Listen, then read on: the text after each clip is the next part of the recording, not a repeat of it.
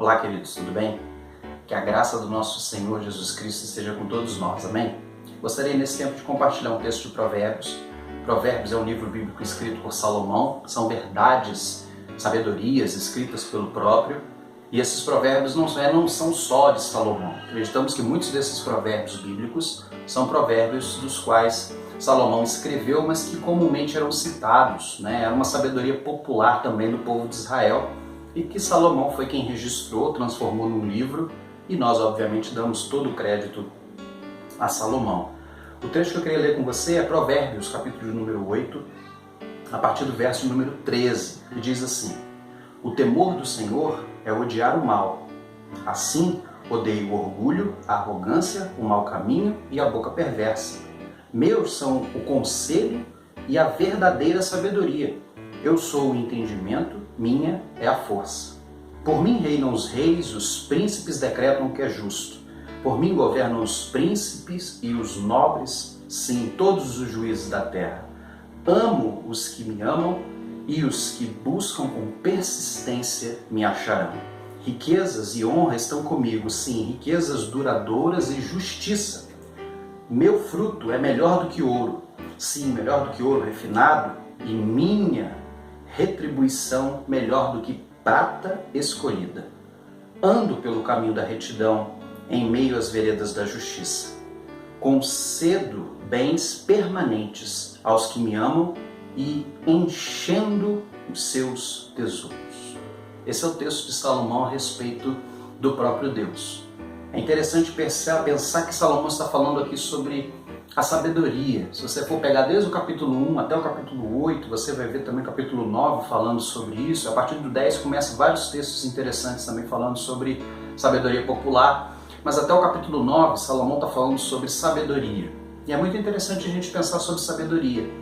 Porque a sabedoria é quando a gente consegue adquirir conhecimento, a gente consegue absorver toda sorte de conhecimento que a gente tem disponível a nós e a gente transforma isso em qualidade de vida, tanto para nós, quanto para o nosso próximo, como também para o nosso relacionamento com Deus. Isso é sabedoria segundo a palavra de Deus. Sabedoria, então, é a gente absorver tudo aquilo que Deus está nos ensinando, tudo aquilo que a gente pode apreender. Na época de Salomão, por exemplo, se aprendia muito com a lei, se aprendia com os mestres da lei, com os levitas, com os sacerdotes que ensinavam a respeito da lei de Israel, se aprendia também com a própria sabedoria popular, né? O ser humano tem muita coisa a ensinar. O próprio Salomão também fala para você atentar à instrução dos seus pais, por exemplo, os conselhos dos pais, que também é uma forma da gente aprender um bom proceder, um bom procedimento à vida, não é? Conselhos que nossos pais nos dão, porque nos amam, nos dão sempre orientações para que nós façamos da nossa vida uma vida cada dia mais íntegra, mais correta, mais honesta. E o próprio Deus sempre orientou o povo de Israel a fazer o que era justo, o que é certo, o que é honesto. A lei de Israel, no Antigo Testamento, ela deve ser sempre traduzida como uma conduta que Deus estava estabelecendo diante do seu povo para que o povo tivesse uma vida social feliz, uma vida social tranquila, em paz, em harmonia como nação, e também um povo que, seguindo aquelas orientações dadas por Moisés no Monte Sinai, né, os 10 mandamentos e os 613 preceitos da lei, tudo isso traria ao povo de Israel também uma forma, uma conduta reta diante de Deus, que possibilitaria uma vida também de paz e de tranquilidade e também das bênçãos de Deus sendo derramadas sobre eles. A grande dificuldade do povo de Israel justamente foi ter uma vida sábia, ou seja, fazer escolhas com aquilo que Deus estava ensinando, com aquilo que a vida ensina, com as orientações de seus pais. A grande dificuldade de Israel foi colocar isso em prática, transformar todo esse conhecimento, toda essa informação adquirida ao longo dos anos pela lei de Moisés, pelos ensinos dos pais, não é? Pelas experiências que o próprio povo já tinha tido com muitas coisas que Deus condenava, como a idolatria, né? Como a prostituição, como casamentos estrangeiros. Deus outrora já havia condenado todas essas coisas, mesmo assim o povo sempre, de alguma forma, praticou essas coisas condenadas pelo Senhor e sempre pagou muito caro por isso. Salomão, nesse tempo, gozava de um reinado bem estabelecido por Davi, mas vale lembrar que antes de Davi se transformar em rei, antes lá de Saul se transformar em rei, vem o período dos juízes de Israel, que era um período que Comumente, Israel se transformava num povo subjugado a uma outra nação, escravizado de alguma forma por uma outra nação e acabava pagando um preço caro. A palavra de Deus diz que o início da conversa nesse trecho de capítulo 8, a partir do verso número 13 de Provérbios, diz que Deus, o temor ao Senhor, o temor a Deus é odiar o mal. Por quê? Porque quando você pensa sobre o princípio do temor na palavra de Deus, principalmente no Antigo Testamento, temer a Deus não é ter medo, né? Deus não quer ninguém apavorado com Ele. Deus quer duas vertentes que justificam o temor do Senhor, que é honra e obediência. Honra é você respeitar, é você dar louvor, é você dignificar, é você reconhecer os feitos, reconhecer a pessoa, reconhecer o que ela está fazendo, quem ela é, as suas obras. Isso é honra. Honrar alguém é reconhecer o que ela faz. E Deus deseja que o seu povo tenha honra. Assim como também obediência. A segunda vertente do temor a Deus no Antigo Testamento é a obediência. Se você reconhece todos os feitos de Deus e reconhece quem Deus é, um Deus maravilhoso, um Deus fiel, zeloso, que cuida, que ministra, que dirige os passos do povo com tanta fidelidade, com tanta lealdade, cabe a você, como temor, respeitar a Deus por meio das suas ordenanças, fazer o que é justo, o que é certo, o que é honesto diante de Deus. Era isso que o povo de Israel precisava. E todas as diretrizes que Deus deu a Israel são diretrizes de retidão, de bom senso, que se traduzem como bondade, amabilidade, reciprocidade, que é totalmente antagônico a qualquer prática pecaminosa, qualquer prática maldosa para com o seu próximo. Vale lembrar, por exemplo, que dos 10 mandamentos que Deus deu, 6 estão relacionados com o próximo. Né? 6 dos 10 mandamentos estão destinados, relacionados diretamente ao trato que nós temos com o nosso próximo. Isso significa que a nossa identidade diante de Deus precisa ser uma identidade justa, amável, correta. E a gente só consegue isso quando a gente começa a perceber que as coisas que desagradam a Deus são ruins, são mal. É um mal que a gente precisa expurgar da nossa vida. E isso se traduz como temor ao Senhor.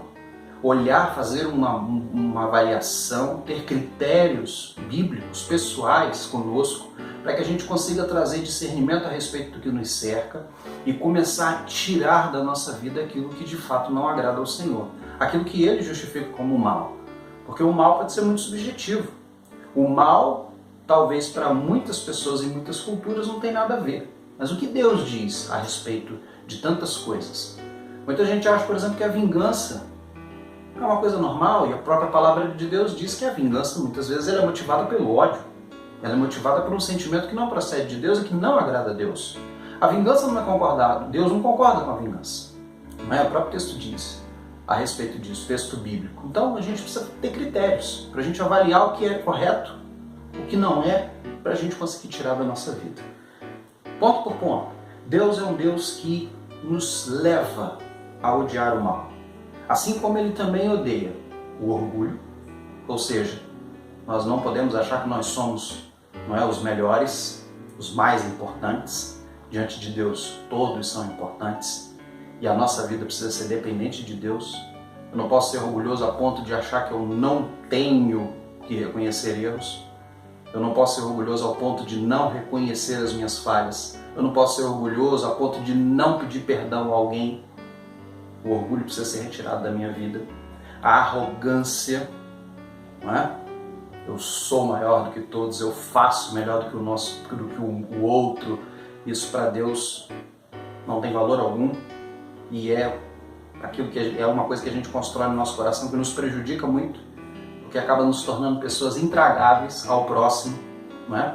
A amabilidade, não é? A bondade, a lealdade, a gentileza, todas essas coisas são antagônicas à arrogância, na verdade. O mau caminho, ou seja, aquele caminho que tem prazer nas coisas erradas, e a gente precisa fazer critérios e avaliações, porque nós Muitas vezes falamos, o que Deus julga ser certo e errado. Muitas vezes a gente sabe, lá no nosso íntimo do nosso coração, o Espírito Santo sempre nos mostra aquilo que nós estamos fazendo que Deus condena. E também a boca perversa. O próprio texto de Tiago diz que a língua é como uma pequena faísca que quando cai no mato seco, incendeia uma grande floresta, não é? E assim também é a nossa boca. Quantas coisas a gente fala muitas vezes das quais nós nos arrependemos. Até dentro de casa mesmo. Uma palavra dita com o filho, com a esposa, com o marido, com os pais, das quais a gente depois para, pensa, fala, nossa, não era para ter dito isso. A gente tem que tomar muito cuidado com a nossa boca. E também, o texto diz que quando a gente busca o temor do Senhor, a honra e a obediência, a gente percebe que Deus derrama sobre nós conselhos e derrama sobre nós a verdadeira sabedoria. E é interessante a gente pensar nisso porque a verdadeira sabedoria, segundo o texto, como nós falamos lá no início, é saber colocar tudo aquilo que Deus nos ensina e que as circunstâncias nos ensinam para ter uma vida melhor. Nossa vida precisa crescer, precisa progredir. Muita gente fala sobre leis do crescimento, vida que precisa crescer, maturidade cristã. O primeiro ponto para que isso aconteça é nós entendermos que nós precisamos retirar o mal da nossa vida, nós precisamos ouvir a Deus, nós precisamos dar ouvido e crédito àquilo que Deus diz que é certo e que é errado, ter uma vida de purificação, de santidade, tudo isso é importante. E aí o texto diz que tudo isso, todos esses conselhos divinos são sabedoria. Para quem? Para Deus? Deus continua sábio, sempre foi sábio, é o Criador de todas as coisas, é o soberano. A palavra de Deus foi escrita para que eu e você tenhamos a condição de sermos melhores a cada dia, mais maduros, progredindo, e é isso que Deus espera. O texto diz que é por meio dessa sabedoria e dessa verdade que Deus ensina à sua criatura, à sua criação, que somos nós seres humanos, que você vê, por exemplo, príncipes, reis, líderes, juízes tendo um bom procedimento. Você pode ver, todo bom líder, toda boa liderança, ela está pautada em valores divinos, mesmo que a pessoa não queira. Está pautado na fidelidade, na lealdade, no compromisso com o próximo, no respeito. Por mais que a pessoa não tenha compromisso nenhum com Deus e talvez se dedique até a uma filosofia meio ateísta, uma pessoa bem-sucedida, socialmente falando, é uma pessoa que tem atributos divinos sendo manifestas por meio do seu comportamento. E isso é o que o Provérbios está ensinando. Justamente esse trecho final é que eu quero compartilhar com você para a gente finalizar. Deus ama os que os amam.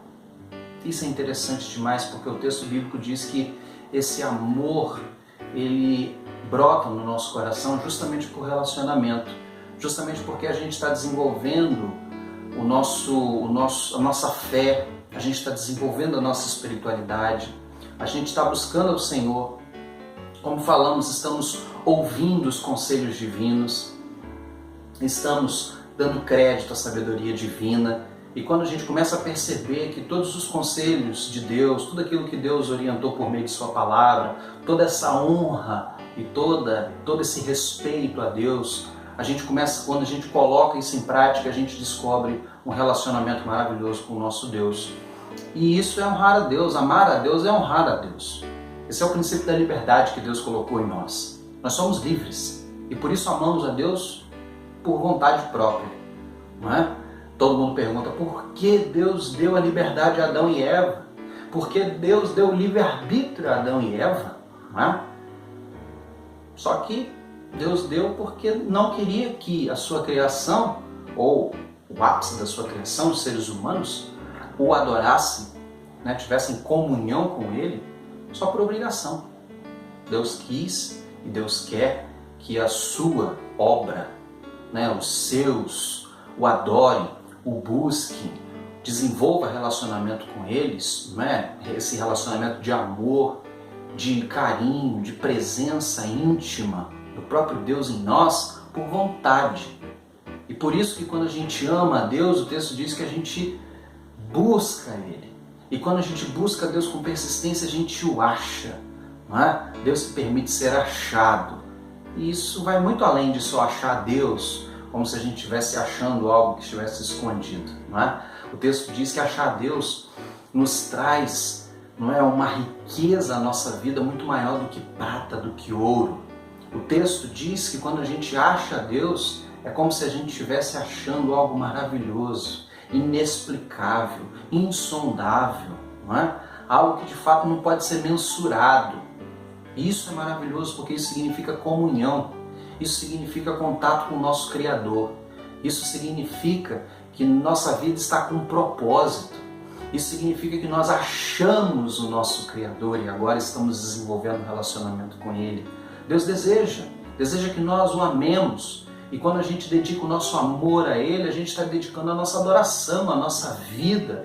E isso nos traz sabedoria, porque a própria presença divina nos enche do seu Espírito e nos mostra, nos dirige e vai sustentando e dirigindo os nossos passos para que a nossa vida seja uma vida melhor, de paz, uma vida de santidade, uma vida de solidariedade, uma vida cheia da presença divina que nos faz tanto bem, que nos dá confiança, segurança e que, como falamos, nos dá propósito. Por que estamos aqui? Estamos aqui para amar a Deus. E neste amor maravilhoso, nesse relacionamento, nessa comunhão com Ele, a gente desenvolver esse relacionamento de pai para filho, de Criador para sua criação. Que esse relacionamento em Cristo Jesus, pautado na verdade do nosso coração, de buscar a Deus e ter Deus de fato como o nosso Senhor, se estende para agora e eternamente. Isso é temor.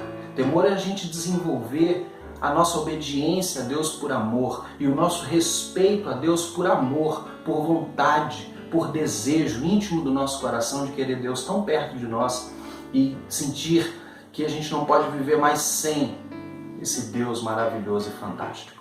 É isso que Deus deseja para a nossa vida.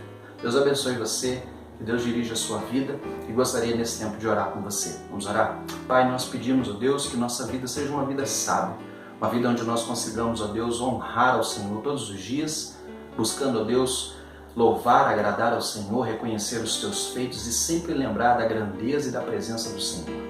Também pedimos, ó Deus, pela tua graça, pela tua misericórdia, que consigamos, ó Deus, ser obedientes à tua voz e transformar todo o conhecimento que nós temos, ó Deus, em sabedoria para a nossa vida ser melhor a cada dia, para que nós sejamos melhores a cada dia e que o nosso relacionamento contigo cresça também a cada dia.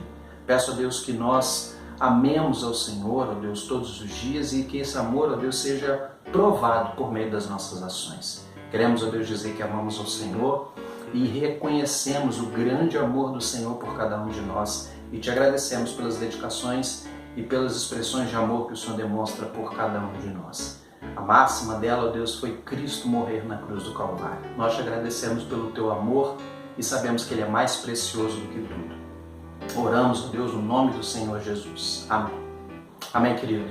Deus abençoe sua vida em nome de Jesus.